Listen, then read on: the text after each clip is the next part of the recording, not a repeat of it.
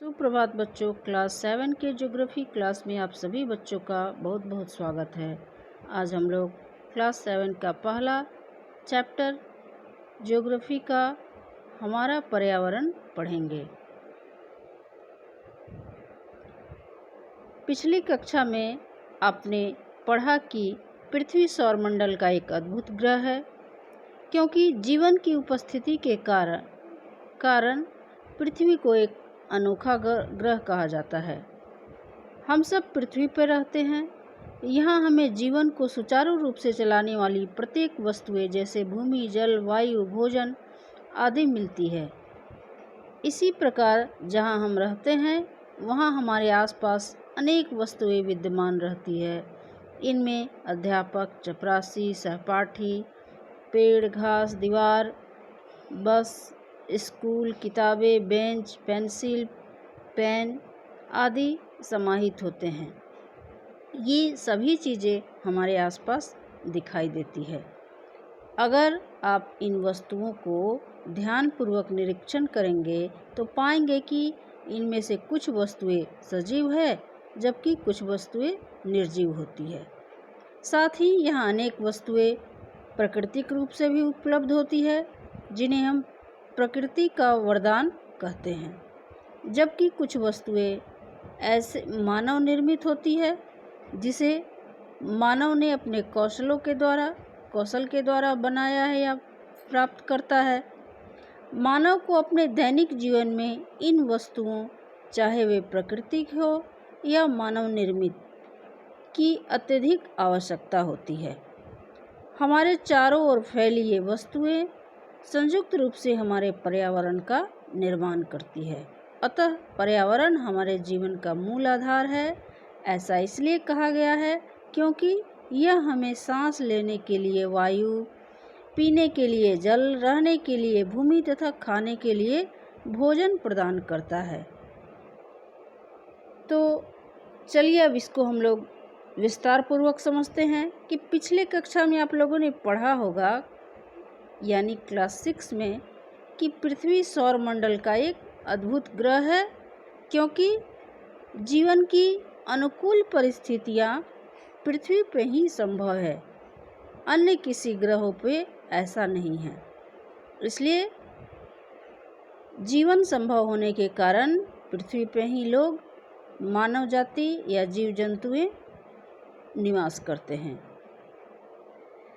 हम सभी पृथ्वी पर रहते हैं और जीवन को सुचारू रूप से चलाने वाली प्रत्येक वस्तु क्या क्या होती है हमारे जीवन के लिए महत्वपूर्ण वस्तुएं, जिसके बिना हमारा जीवन संभव नहीं हो सकता।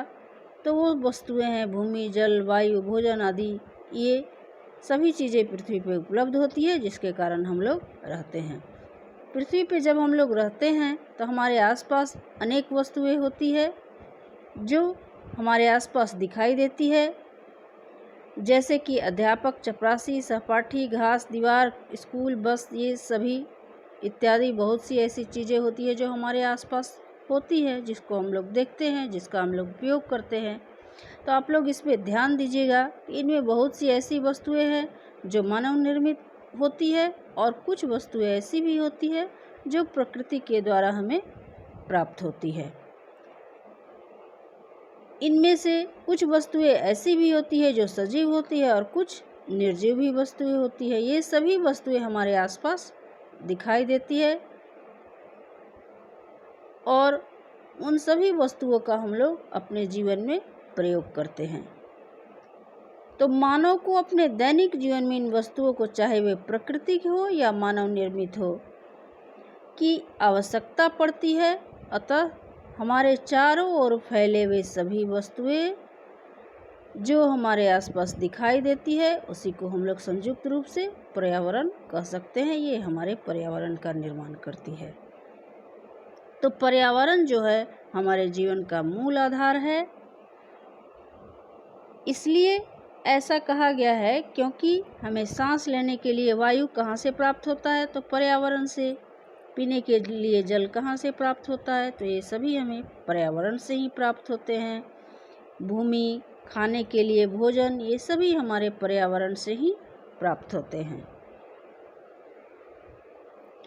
अब है पर्यावरण का अर्थ। एनवायरनमेंट शब्द की उत्पत्ति फ्रेंच शब्द एनवायरोनेट से हुई है, जिसका शाब्दिक अर्थ होता है पड़ोस। तो साधारण शब्दों में कहा जा सकता है कि जो भी हमारे आसपास दिखाई देता है वह संयुक्त रूप से पर्यावरण कहलाता है। अब इस चित्र में आप लोग देखिए, पेड़ पौधे, पक्षी, घर मकान, सड़क, जानवर, जीव, छोटे छोटे जीव जंतु, ये सभी इसके बीच हम लोग रहते हैं, यही हमारे पर्यावरण हैं।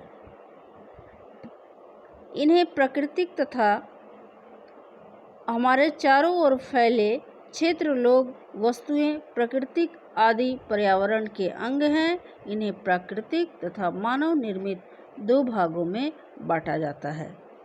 ये पर्यावरण के घटकों के रूप में भी जाने जाते हैं। तो इसको हम लोग ये कह सकते हैं कि वे सभी वस्तुएं जो हमारे आसपास दिखाई देती है वो हमें पर्यावरण के अंतर्गत आते हैं, या उसको हम लोग संयुक्त रूप से पर्यावरण कहते हैं।